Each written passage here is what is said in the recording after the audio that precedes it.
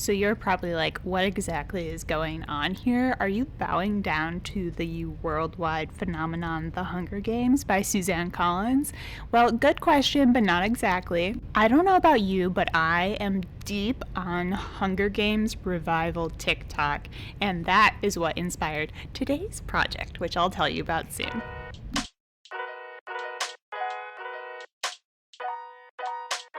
I am going to repaint the cover of this book, but first I need to plan what I'm doing. So I started in Pinterest Shuffles, which was my latest obsession, honestly. This is kind of what I'm thinking. We have coal and Appalachia, and this is a train. That's one of the little parachutes that gives sponsorship gifts. The city, Katniss, Peeta. They have even the berries to symbolize, that pivotal moment. And here's my copy starting out. I took a picture of it and put it on my iPad so I could create the design. And something that I immediately realized when I started actually doing the digital design was that there's this emblem of the Mockingjay in the middle, which is really going to change up my initial thoughts that I had in that Shuffles collage.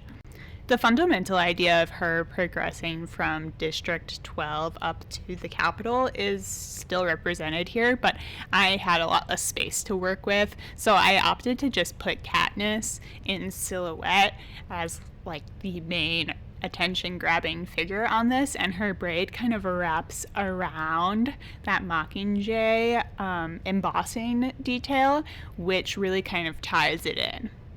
I played around with the colors on this so much, but ultimately I decided I needed some of that gray in there to match the background around that Mockingjay. I also needed like a yellow gold, and then I just wanted the other colors to be really bright because I feel like you don't usually see that with this series. Alright folks, here is the book. Yes, I will be painting it on my disgusting desk. That is the kind of content you can expect from me. But first things first, let's remove the slipcover. Goodbye. I thrifted this book, okay? So, she's in decent shape with a few smudges here and there. Oh my god. There's a dead spider inside the cover. Observe my interesting nails. It's spring, babies. If you saw my design, I made like a little circle. Hopefully I'll find something that I can trace that out with so I can cover most of this decal. That is something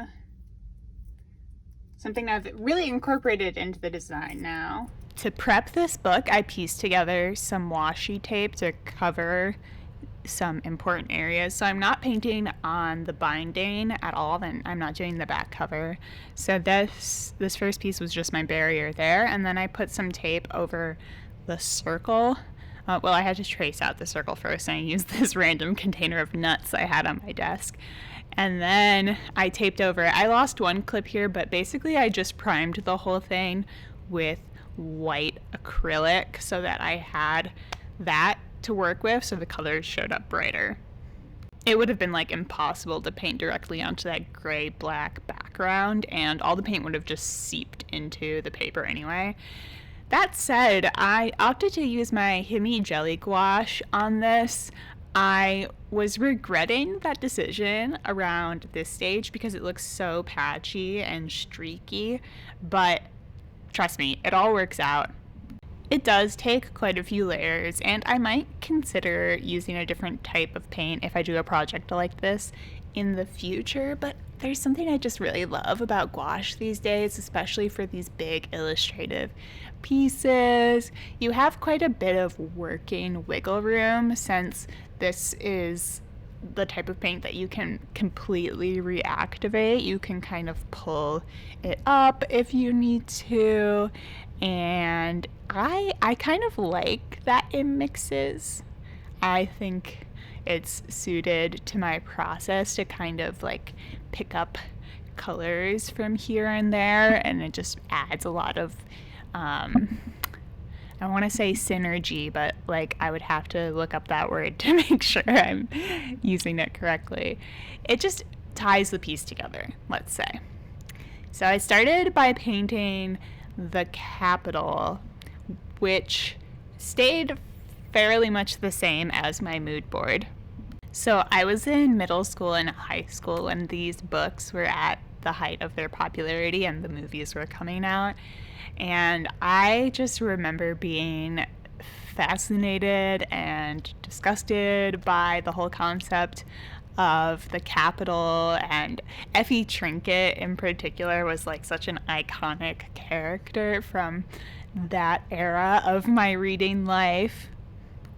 Since I'm working with yellow here, it takes a few coats to actually look good and opaque, but you'll already see a little detail that I snuck in. One of the buildings is actually a little candle with a tiny flame, representing that hint of rebellion in this book. And then I am sketching out a few of the other structural elements of this. So these at the bottom gave me so much trouble. These are just some mountains. I'm trying to tie like that pink that's in the top down to the bottom a little bit, and this is supposed to be District 12 and Appalachia. And then curving by the Capitol is the train. There's very much a suggestion of the train at this point. Being the age that I was when I first read these, I think they kind of got simplified into like a love triangle series, like, oh no, who will she pick, Gail or Peta?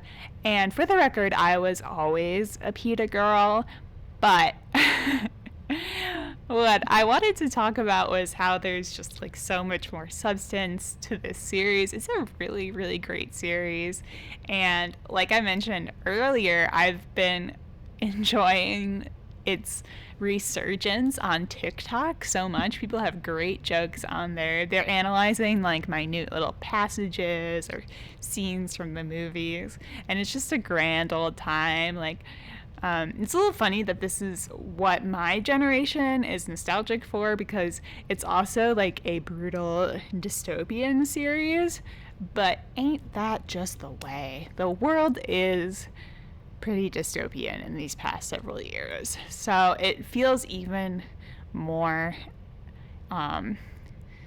vital and important to our identities in some way. I think adding in those highlights really made my confidence in those paintings shoot up. It looks a lot better and more structured now. You can see where it's going.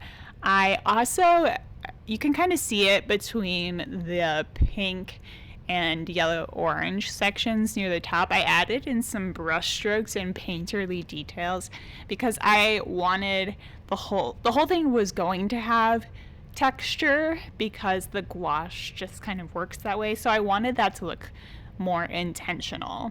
And I continue to add some of those directional brush strokes throughout painting this. And oh, here I go. I decided I needed to put Katniss in finally to finalize the whole composition. So that gray is going to match the color of the cover pretty well. I know that this is a little bit of a YA trope, like faceless girl on book cover, because she's turned away, but I just think it's so recognizable once I add her braid in. And let me talk about her braid. The way we were all suddenly so obsessed with braiding in like my early high school days is entirely because of these movies. She looked like she was flipping the bird for a second there, but it's the three-finger salute.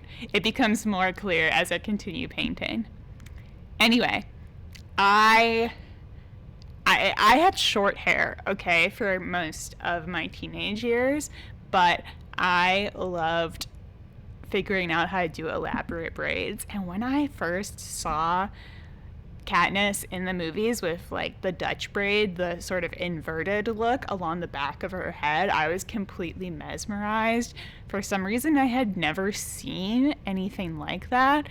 I think at the time, or prior to this time, I thought braids were very like prairie girl and dated.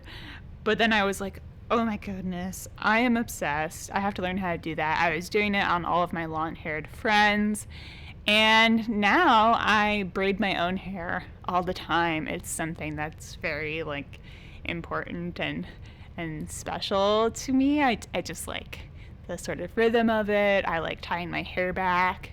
And I was just reflecting on that recently because it really does come back to this moment in our culture. I gave her kind of a basic fit. I don't know, I just didn't want it to distract from anything else that was going on in this. Oh, adding the black in also makes this piece look a lot better. This shape in the bottom left corner is supposed to be coal, which it was in my original digital sketch. I think that gets kind of lost, but the dark black clouds are also an allusion to like coal smoke, as well as just the menacing feel of the Capitol and the games. I also had a burnt loaf of bread in the bottom right, like in front of Katniss's torso in my original sketch, and I just decided to get rid of that because it was going to end up under the title lettering. Oh, there's my cat. He distracted me. So anyway, some things had to get simplified when I ended up actually painting this. But there's some little like spindly trees I'm putting behind the Capitol. I guess I kind of thought that felt more like the arena, essentially. And I'm kind of glad that I didn't end up rendering like a bunch of actual coal lumps. I feel like that's a little bit literal. So I'm happy with how it turned out. I did add one tiny little parachute in white up there. I just put it in the sky, and that's one of like the sponsorship drops that they get. I've been adding a lot of sparkles to my work lately, just to incorporate more white through the paintings. Honestly, that was my original intention. In this case, I feel like it kind of goes with the glitz and the glam of the Capitol and sort of like the press tour that she is forced to endure there. It kind of looks like paparazzi and camera flashes. I'm still working that bottom part. I added a bunch of black in because the letters are going to need some dark areas to really stand out. Oh, this clip is super cut off, but basically I'm blending out all the work I did on those mountains. But this is what I meant about the gouache having kind of an interesting working time, because you can reactivate it. It's not just painting over your mistakes, it's actually like you can blend them out or smudge them and then add more definition back on top, which is something I've really enjoyed playing around with lately. I'm like a little bit distracted by that white area on the tape in the middle of this as I'm recording. That's why it's partially painted over, so I could see the overall composition, but for some reason I didn't paint it over all the way. Smokey keeps putting his paw next to me. I spent quite a while on this, like probably close to 3 hours in different chunks, and he was by my side so often. He just loves to be involved. We had an incident recently, and unfortunately, with Smokey and my gouache palette, since it's pretty big, like I think it's 56 little pods. It takes up a lot of room on my desk, and he is so good about knowing that it's wet and that he shouldn't touch it usually. But he just got really clumsy one day and fell on his side into it. And I had to give him a little washcloth bath. It was so... it was a moment of panic for both of us, but it turned out okay. He didn't get too much paint stuck to him in the end. And I completely have blended out that area and given it that paintbrushy texture, and I was fighting with it, so I just decided to add in some other details, like I kind of gave Katniss some skin texture and shadow. I really like these freckly arms. I gave her. I also really like that I added some blue to the highlight areas of her hair and the braid. It's not even super noticeable, but it just ties that color that's in the train down a little bit. The challenge of painting on a book was real for sure. I didn't quite do it perfectly. I did get a little bit of paint on the pages, which was kind of a bummer, but I decided to just leave it that way for now, at least. I might someday paint the edges black to kind of cover that. And I reworked some areas yet again. Yeah, I added some fog in here. Once again, this is just to like pull the colors throughout the piece, I guess you could say. By the end of this, Appalach is looking a lot more abstract, but I think overall that works for the composition and the movement of the piece. You really want to follow it all the way up to the top at the capital and not get too bogged down in the details near the bottom. At this point, I decided to take the tape off and see what it looked like. The circle was pretty good. I did end up painting over like a few little oopsies and peeling off some paint. Although I was really worried at first because, as you can see, it's like not centered super well. And then in my panic, I immediately started painting this white ring around it and kind of like fudging it so that it looked more balanced. It already looks better. I continue like fudging it and adding some lines around that emblem to like balance it out. I'm not really sure how that happened. It looked like I put the tape down wrong. Honestly, it wasn't quite on the lines I had drawn out, so I had to cover some of those lines with the paint as well. And then I was trying to make this the best focal point it could possibly be. So I ended up adding some more white lines around it. Even though I had painted like the whole cover at this point, I was like, am I allowed to do this? Am I gonna ruin it by doing this? But I think it's the right choice.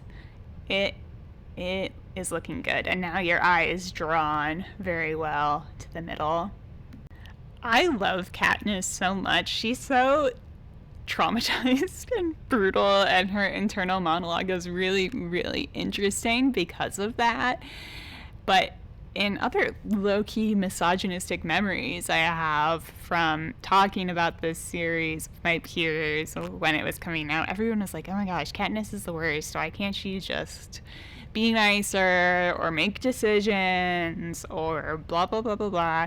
You know, very nitpicky criticisms that were super typical for any dialogue about female characters in that era.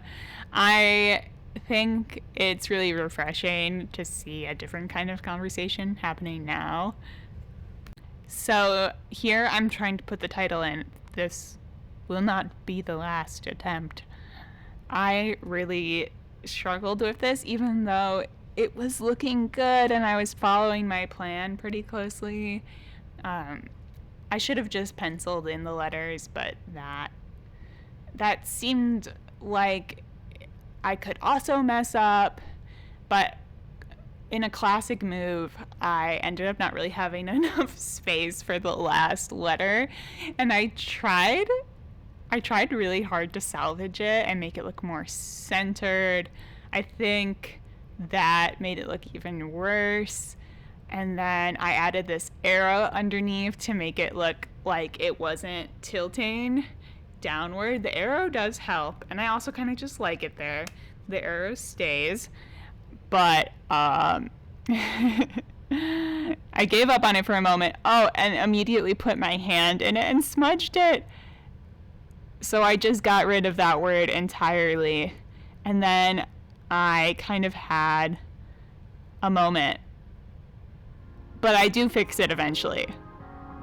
Yeah, but here is the real results.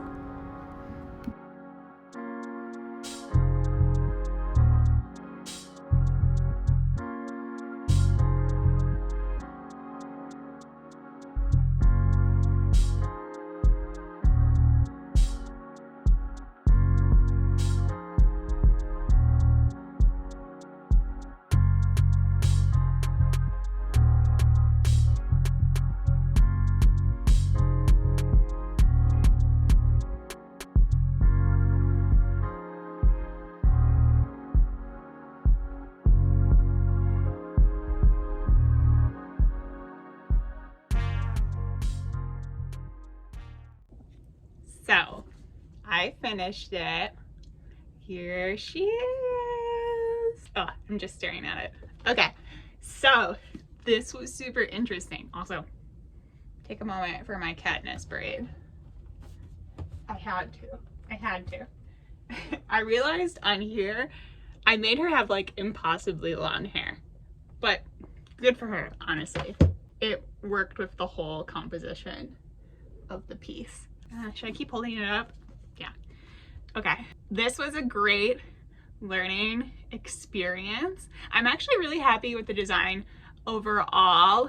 And it definitely fulfilled this creative urge I had to revisit this series a little bit. Although I haven't reread it, I'm sure I mentioned that in my voiceover. I don't know how 100% accurate my design feels because of that, but this gave me like huge nostalgia vibes while I was working on it. It's very much the essence of my memory of, you know, the repaint and the early chapters of this book. Here's the thing, I always put lettering into a ton of my projects, and I do not have very many points in the lettering section of my skill tree, let's just say. My other painting skills like really exceed my lettering skills, and it's so hard. It takes me so long, but I love words. Mwah. So they always end up in my projects. It could be better. It could be better if like Suzanne Collins's name was on here somewhere, but I settled with the fact that at least it's on the side, you know? What else did I want to talk about? Oh, yeah, after I stopped recording and had like a little bit of a meltdown about the lettering, I added some gold, which I think helps with the contrast around the Mockingjay sigil. There's some gold on the lettering too. So that turned out nice. And then very last thing, since I did do this in gouache, I needed some kind of top coat. So I put this stuff on it. Dorland's wax. It's like a type of wax that you buff on to the surface. And since it's wax, it doesn't have like a water component to it, so it doesn't reactivate the gouache while you're applying it. It's pretty well sealed now. It's somewhat satiny, like I wouldn't handle it a ton. If I were to read this copy, I would put the dust jacket on, I think. But I'm probably just gonna display this somewhere. As you know, I use a lot of like neons in my work lately. So I think this is like a little bit more rainbow than I intended, but I'm just way too obsessed with this pink color. It looks like it could be a Pride edition of a book, and there are like are there any gay people in this series? I don't know. I don't think so. But yeah, I'm probably gonna reread this whole series. It's been ages. I think it would be super fun. Definitely let me know if you like this type of video. It really got me excited. It combines a lot of my interests, and it's a really fun challenge. I intended to do some more, but we'll see when that happens. I'll definitely do more if you guys are excited about it. I have a couple other used books that I've picked up recently that I want to give a little makeover to. If you're new here, I am an author and artist, so I document my whole creative life here. Sometimes that's a form of studio vlogs or fun little challenge projects like this.